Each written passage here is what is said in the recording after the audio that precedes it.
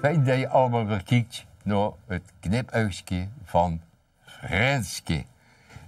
Dik schuppen mensen op over opleiding, over een beroep, over schalen, bij wat ze verdienen.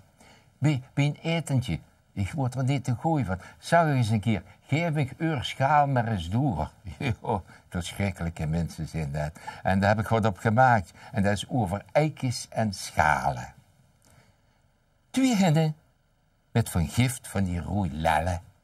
Hoor ik kakelig met een danger aan het bellen. Ze maken zich druk over het destijds een eikje kromen. En wat van die kuikens wat terecht worden gekomen.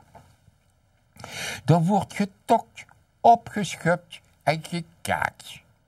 Wat het een haait wel en ander niet gemaakt.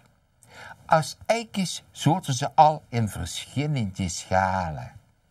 En dat ging later door, hoe een hin van ging balen. Die was nog verschrikkelijk jaloers en kwaad. Want het eiken van die ander wordt adverkoot. En haar eigen eiken, wat destijds was geboren, oer helaas, maar een uitsmieter geworden.